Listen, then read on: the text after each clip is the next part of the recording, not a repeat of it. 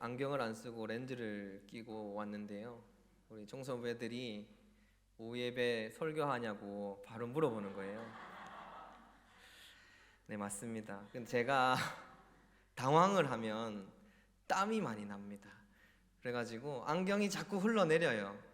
그러다 보니까 안경이 흘러내리면 더 당황해가지고 더 땀이 많이 납니다. 그래서 대참사가 일어나가지고 일말의 이 당황스러움을 없애기 위해서 렌즈를 끼고 왔는데요.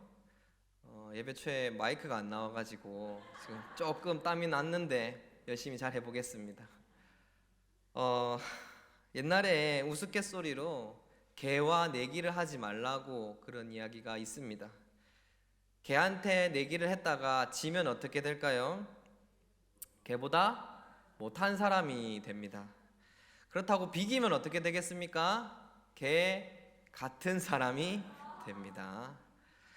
그러면은 이기면 되지 않느냐? 개한테 이기면 되지 않느냐라고 하면 또 어떻게 되겠습니까? 개보다 더한 사람이 된다고 합니다. 그래서 개랑 절대로 내기하지 말라고 그런 농담이 있는데요. 강아지, 우리 개 참 귀엽죠? 우리와 늘 가까이 있는 동물입니다.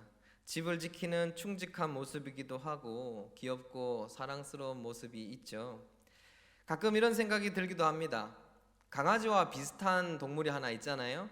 늑대. 참 멋있죠. 그리고 또 강하고 집도 잘 지킬 것 같은. 왜 늑대는 인간과 함께 살 수 없을까? 왜 늑대를 왜 인간은 길들이지 않을까라는 생각을 했습니다. 늑대와 강아지는 비슷한 점이 아주 많습니다. 생김새도 비슷하고 후각과 청각이 뛰어나고요. 또 기분이 좋을 때 꼬리를 흔든다든지 여러 가지 공통점이 있는데 한 가지 틀린 점이 있습니다. 단 한 가지. 그게 뭐냐면 또 분별하자면 여러 개가 있겠지만 가장 중요한 거 한 가지가 뭐냐면 가르키는 것이 무엇인지 늑대는 알지 못한다는 거예요. 사람이 손가락을 가르키면 개는 그 손가락을 보고 손가락 끝에 뭐가 있는지 쳐다본다는 거죠. 늑대는 그 손가락이 무슨 의미를 하는지 모른다는 거예요. 이 실험을 하기 위해서 사람들이 재미있는 실험을 준비했습니다. 보이지 않는 두 개의 통을 준비하고 한쪽 통에는 먹이를 넣고요, 한쪽 통에는 먹이를 놓지 않았습니다. 그래가지고 개랑 늑대랑 풀어 놓으면 어떻게 되겠습니까? 그 친구들이 후각이 뛰어나니까 먹이가 있는 대로 가는 거예요. 보이지가 않아도. 그런데 다음 실험할 때 어떻게 했냐면 두 개의 통을 놓고요, 두 개의 통 중에 한 개만 이제 먹이를 놓고 먹이를 놓지 않은 통에 사람이 손가락질하면서 가르키고 있었습니다. 늑대는요, 사람의 손가락을 보았습니다. 손가락을 보았는데 그 손가락 끝에 무엇을 가르치는지 해석할 수가 없는 거예요. 그래서 자신의 후각을 이용해서 먹이가 있는 쪽으로 가더라는 것이죠. 그렇다면 강아지는 어떻게 될까요? 개는요, 사람이 가리키는 손가락을 보고 그 손가락 끝에 무엇이 있는지 알더라는 것이죠. 그래서 분명히 자기 냄새로는 먹이가 다른 곳에 있지만 제일 먼저 찾아간 곳이 어디냐면 사람의 손가락을 가리키고 있는 그 통으로 찾아가더라는 것입니다. 그래서 몇 번이나 실험해 봤는데도 늑대는 손가락을 이해하지 못하고 강아지는 손가락을 이해한다. 그래서 먹이가 있는 쪽, 먹이가 없는 쪽 이렇게 분별해서 나아가는 개와 늑대, 그것의 차이로 길들여지지 않고 한다라는 실험이 있었습니다.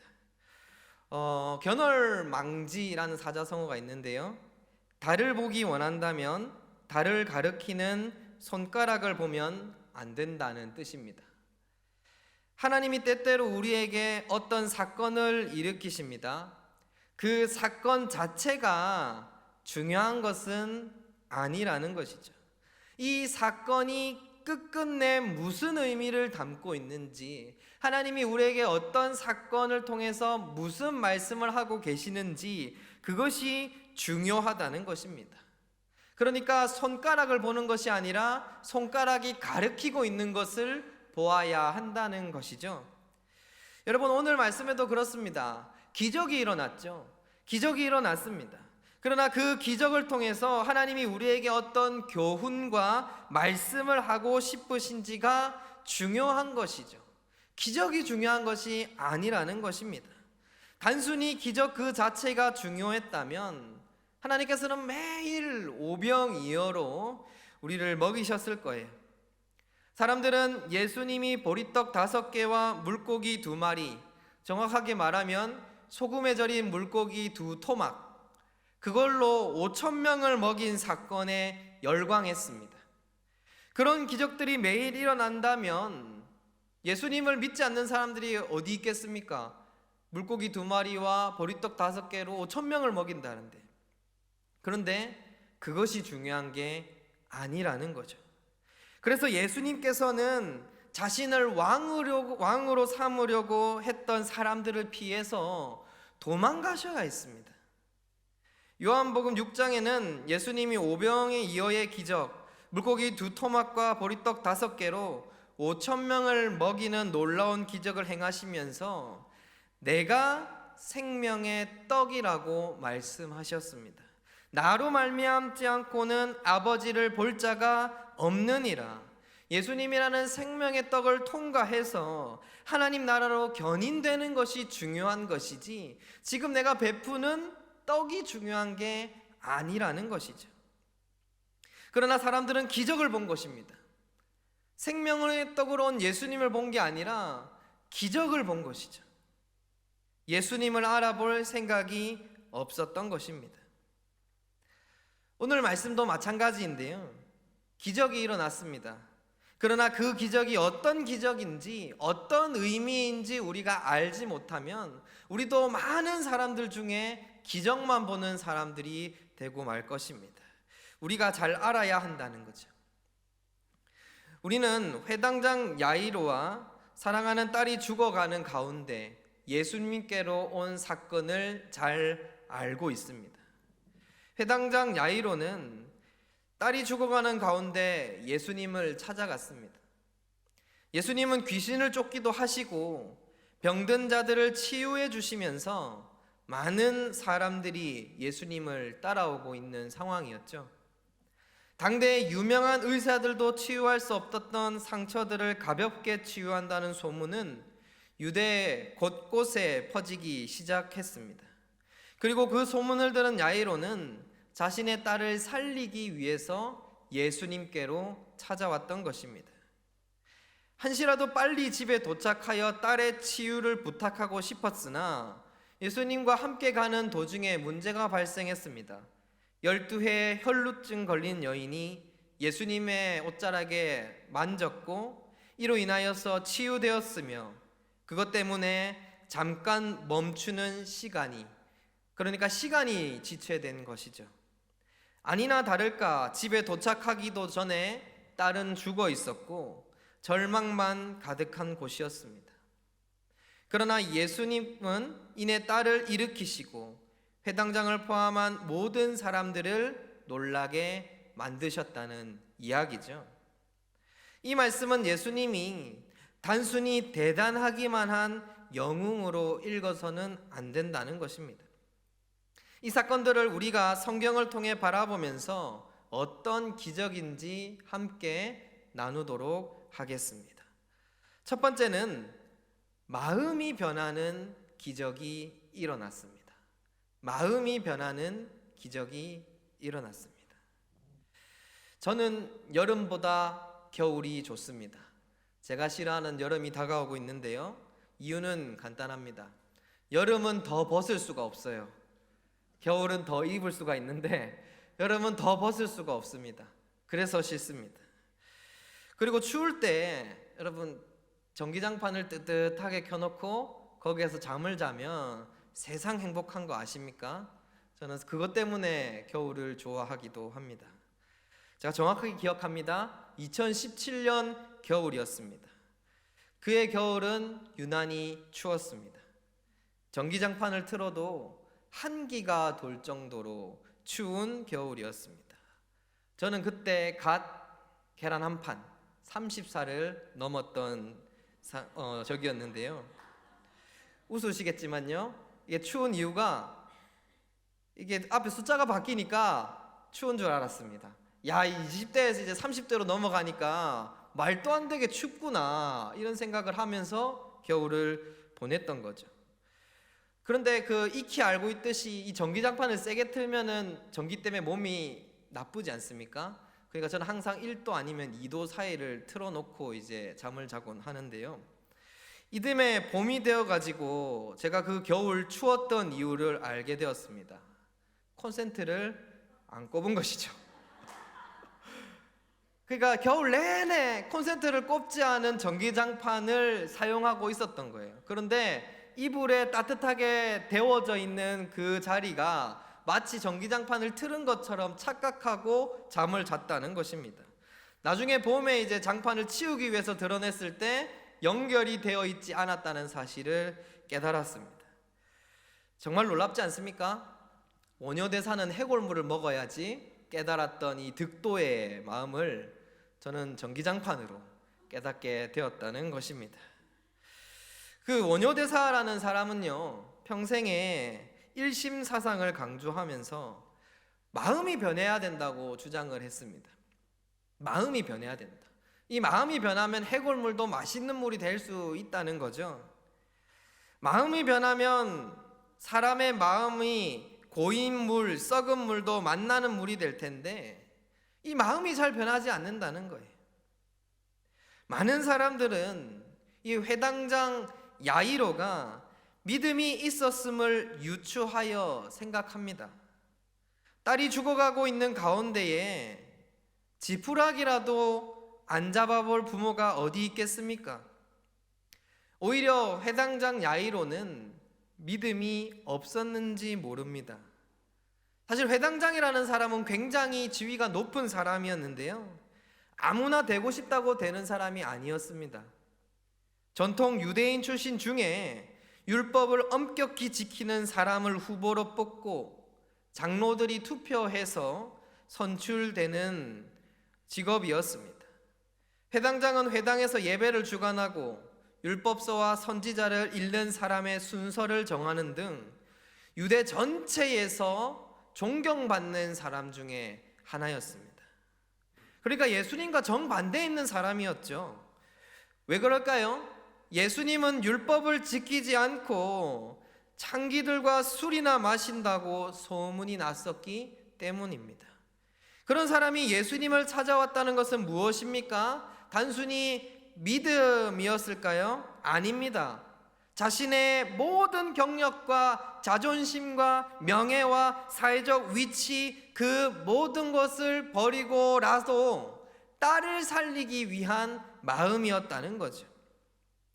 예수님은 그가 믿음으로 그의 딸이 구원받았다고 말씀하지 않으셨습니다. 그래서 믿음으로 구원받은 혈루증 걸린 여인이 끼어져 있는 것이죠. 회당장 야이로는 집으로 가는 길에 혈루증 걸린 여인을 믿음으로 예수님을 만지니 나음을 입었다는 이야기를 하게 됩니다. 예수님은 그녀에게 따라 내 믿음이 너를 구원하였다 칭찬해 주셨습니다. 그러나 야이로는 36절 예수께서 그 하는 말을 곁에서 들으시고 회당장에게 이르시되 두려워하지 말고 믿기만 하라 하시고, 두려워하지 말고 믿으라고 다그치시죠. 회당장은 아마 딸이 위급한 아픈 상황 속에서 예수님의 소식을 들었고 부모로서 해줄 수 있는 일이 아무것도 없었기 때문에 그가 할 수 있는 최선의 일, 최선을 다해 예수님께 뛰어와야 하는 일을 선택한 것 뿐입니다. 여러분, 제가 말하고 싶은 것은 이것입니다. 여러분, 기적이 일어났습니다. 그 기적은 자신의 모든 것을 다 뛰어넘어서 예수님 앞에 서는 것이 바로 기적이라는 것입니다. 내가 가진 위치와 지위와 명예와 자존심을 다 내려놓고 주님을 찾을 수밖에 없는 내 상황, 주님 아니면 나는 아무것도 할 수 없다는 그 상황이 바로 기적이라는 것입니다. 여러분, 회당장이 딸이 아프지 않았다면 자신의 명예를 버리지 않았을 거예요. 회당장이 다른 방법이 있었다면 자신의 위치와 지위 때문에 예수님께 찾아오지 않았을 것입니다. 그러나 내가 가진 모든 것을 다 했음에도 불구하고 하지 못한 것을 만났을 때에 우리는 그 모든 것을 뛰어넘고 예수님을 만나게 된다는 것이죠. 우리 인생에 하나님이 필요하다는 것, 우리 인생에 하나님을 만나고 싶다는 것, 하나님을 예배하는 이 자리가 바로 기적이 일어난 것입니다.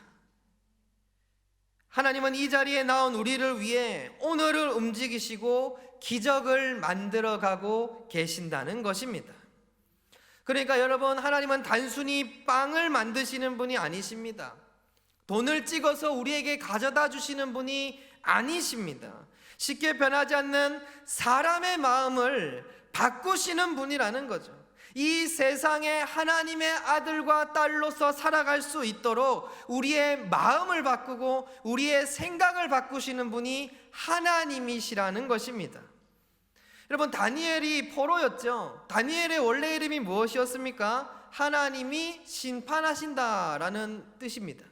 그런데 다니엘이 바벨론의 포로가 된 이후에 바벨론 사람이 제일 먼저 한 것이 무엇이었냐면 다니엘의 이름을 바꾸는 것이었습니다.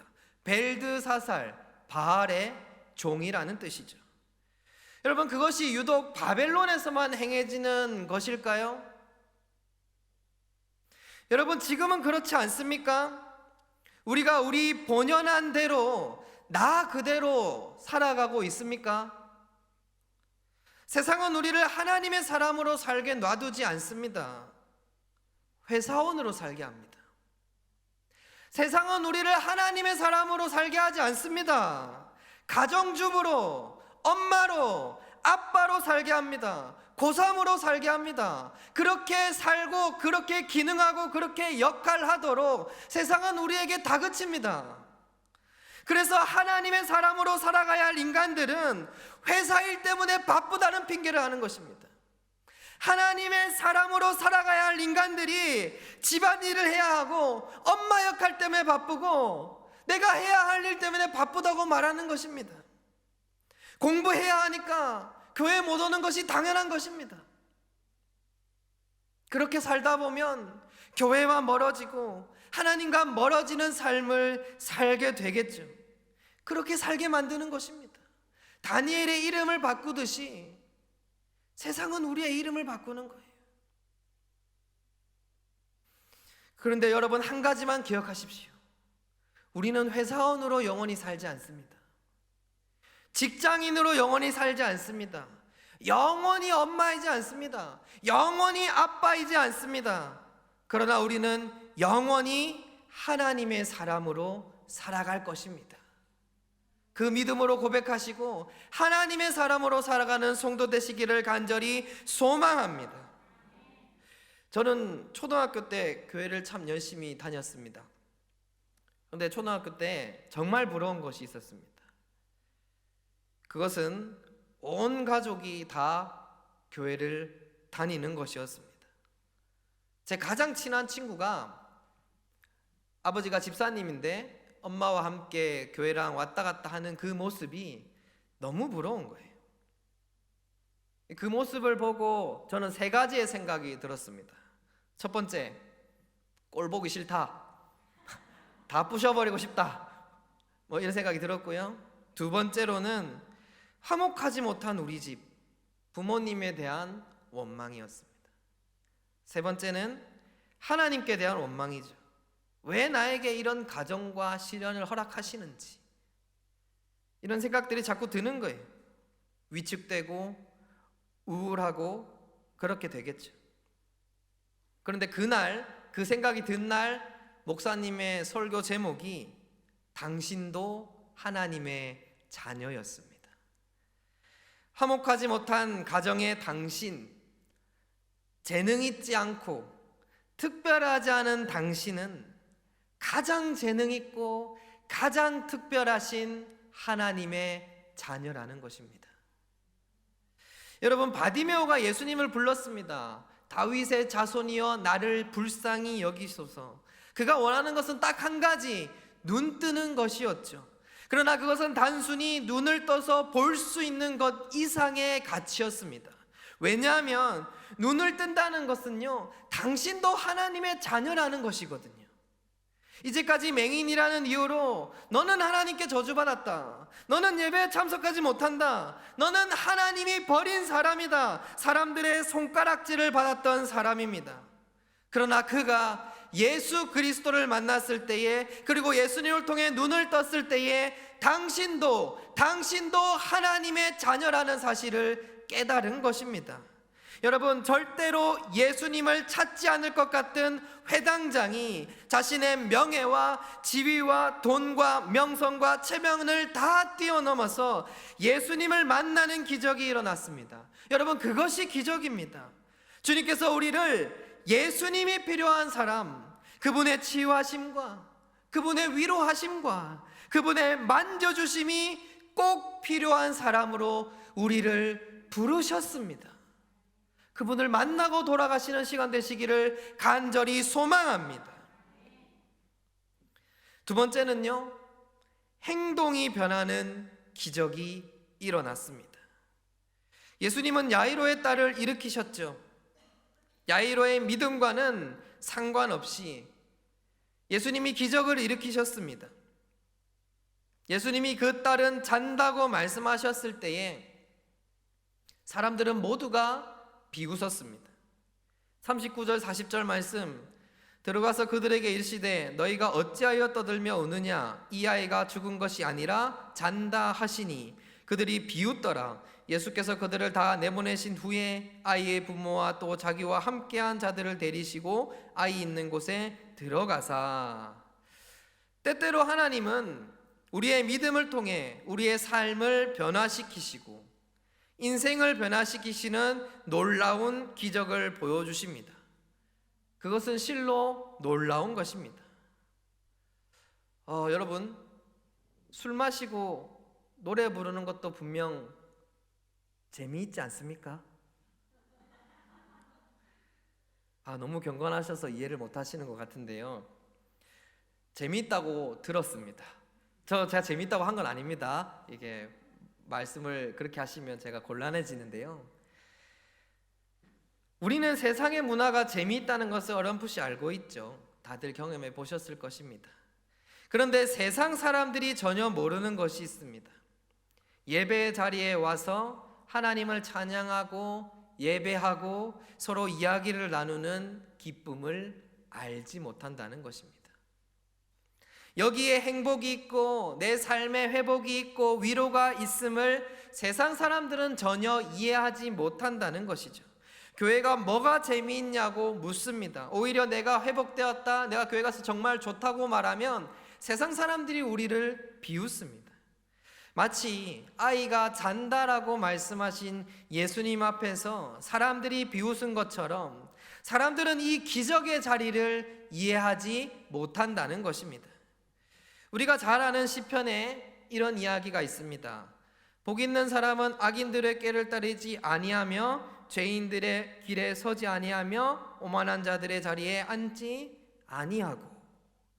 여러분, 복 있는 사람이 어떤 사람입니까?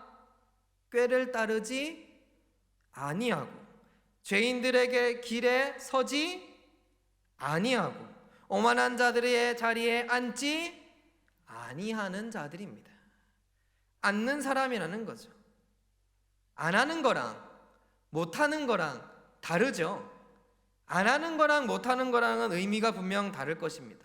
그렇다면 악인들은 어떻습니까? 5절 말씀에 그러므로 악인들은 심판을 견디지 못하며 죄인들이 의인들의 모임에 들지 못하리로다. 여러분, 우리도 세상의 재미를 추구할 수 있습니다. 세상에서 쉴 수 있고 회복할 수 있고 삶의 충전이 있을 수도 있습니다. 그러나 참된 그리스도인들은 그럴 수 있음에도 불구하고 안 하는 것이죠. 왜냐하면 그것이 나를 영원히 채울 수 없기 때문입니다.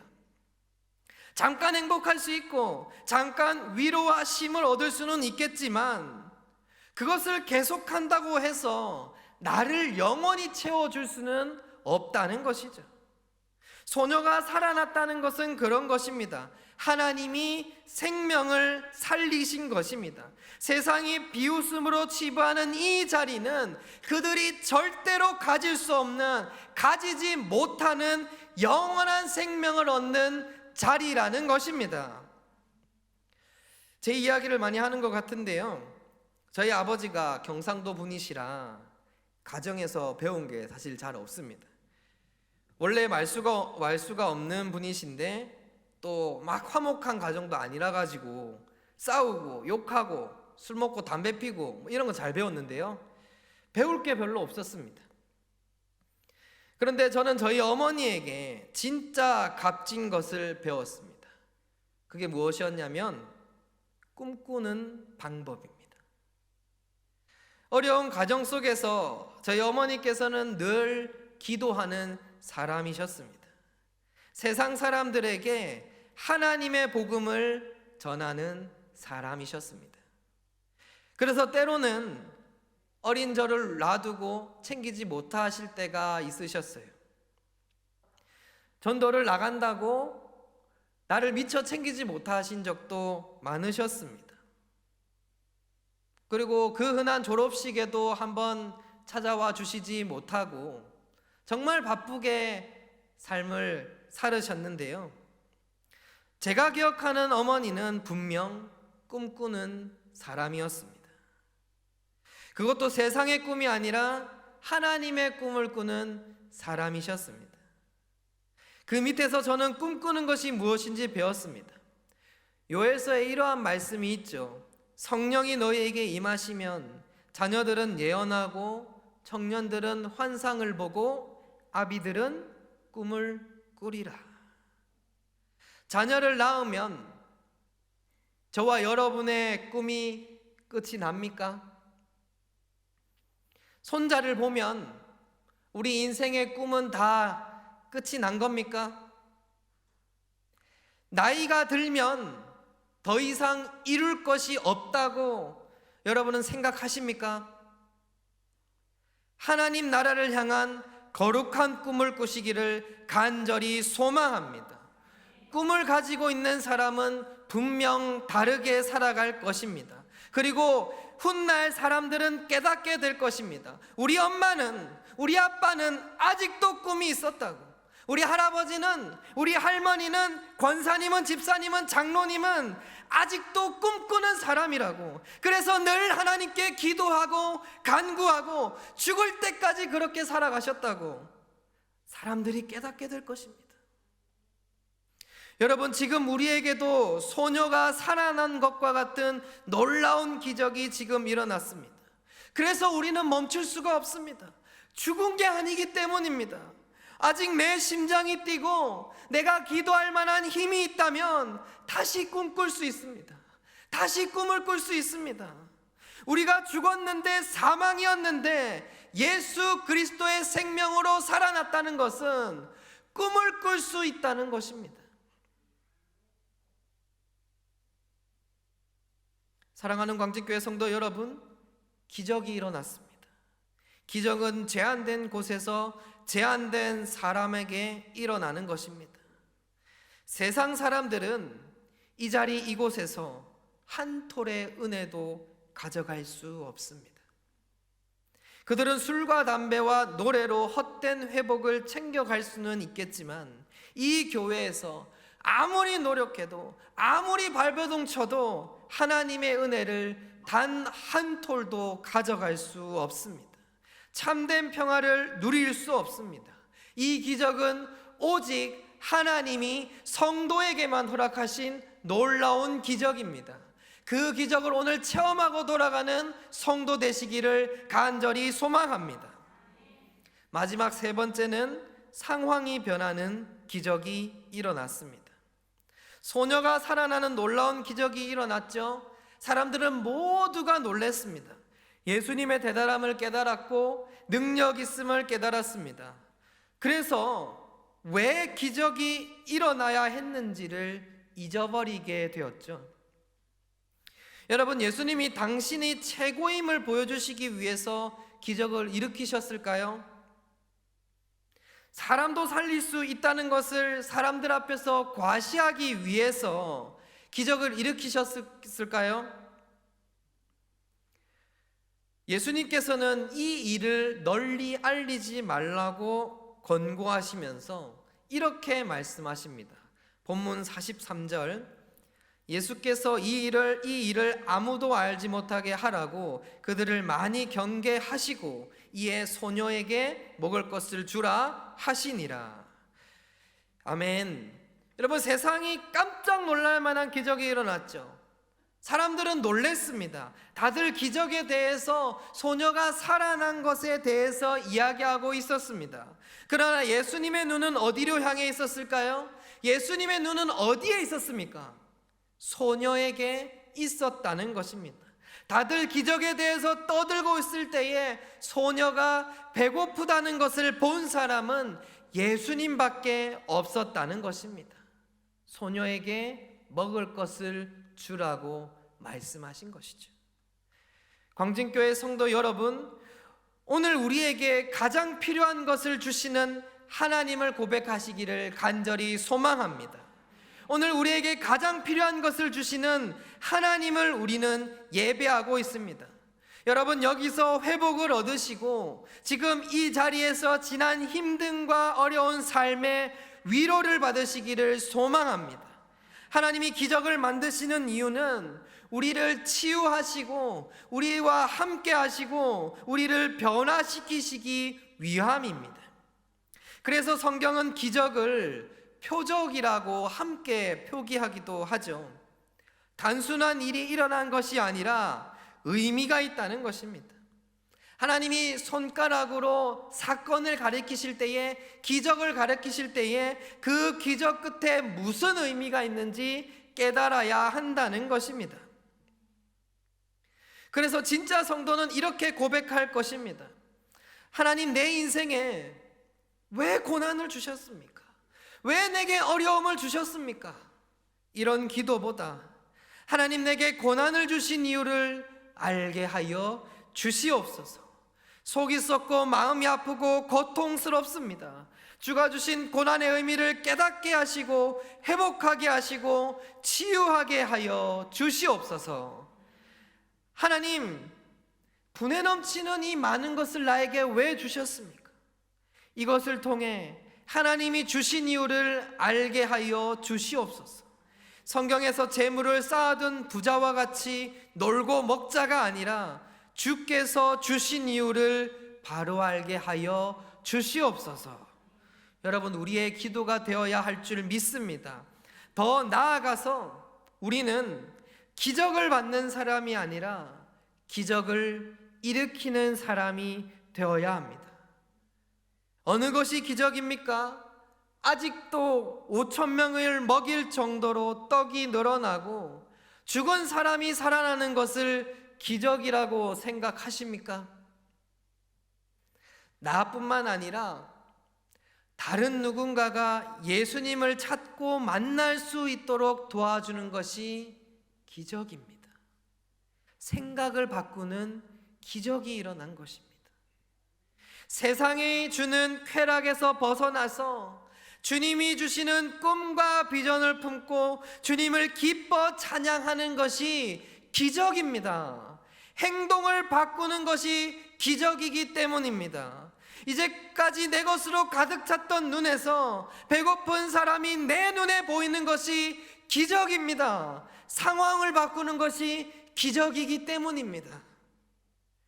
여러분, 우리가 언제까지 우리는 믿음이 없어야 하고 언제까지 배고픈 이웃을 모른 척 하시겠습니까? 우리가 언제까지 하나님의 기적을 구하는 사람만 되어야 하겠습니까? 이제는 더 나아가서 주님이 우리에게 권능을 주셨으니 떡을 늘리는 기적이 아니라, 사람을 살리는 기적이 아니라 하나님을 알게 하는 기적, 하나님을 꿈을 꾸게 하는 기적, 배고픈 사람이 눈에 보이는 기적을 우리 삶 속에서 보여야 한다는 것입니다. 여러분, 아무것도 없이 광야를 통과한 것은 기적입니다. 그러나 이스라엘에게 그 두 손에 들려진 것은 아무것도 없었습니다. 그들이 요단강을 건너서 여리고를 넘어서 가나안 땅으로 갈 때에 그들에게 쥐어진 것은 칼도 아니고 단창도 아니었습니다. 아무것도 없었습니다. 그러나 하나님은 넘게 하셨습니다. 그것이 기적 아닙니까? 꼭 우리 손에 무언가가 들려 있어야 합니까? 뭔가 사람들에게 자랑할 만하고, 뭔가 내가 대단하게 느낄만 해야 하고, 뭔가 내가 만족해야 하는 것만 기적입니까? 아니라는 것입니다. 하나님이 아무것도 주신 것 없어도 이 광야길을 무사히 통과할 수 있는 것도, 아무것도 주신 게 없는데 이 가나안 땅에 살 수 있게 하신 것도, 아무것도 주신 것이 없는데 주님을 믿게 하신 것도 우리는 기적이라고 말해야 한다는 것입니다. 기적을 받는 사람이 아니라 기적의 삶을 살아가는 성도 되시기를 간절히 소망합니다. 여러분, 기적이 일어났습니다. 하나님의 기적은 마음을 변하게 하고 행동을 변하게 하고 상황을 변하게 하십니다. 예레미야 33장 3절 말씀, 너는 내게 부르짖으라 내가 내게 응답하겠고 내가 알지 못하는 크고 은밀한 일을 내게 보이리라. 하나님이 약속하신 것처럼 우리가 하나님의 꿈을 꾸고 하나님을 마음에 품고 이 세상의 쾌락과 즐거움을 벗어버리고 주님과 함께 하루하루를 살아가는 기적의 삶이 되시기를 간절히 소망합니다. 그러다 보면 내 손에 들려진 건 아무것도 없었으나 요단강을 건너 있었고, 아무것도 없었으나 여리고성을 넘었고, 아무것도 가진 것이 없었으나 가나안 땅을 정복할 수 있는 하나님의 놀라운 은혜가 저희들과 함께 할 것입니다. 그 은혜가, 그 기적이 저와 여러분과 함께 하기를 간절히 소망합니다. 우리 다 함께 찬양하고 기도하여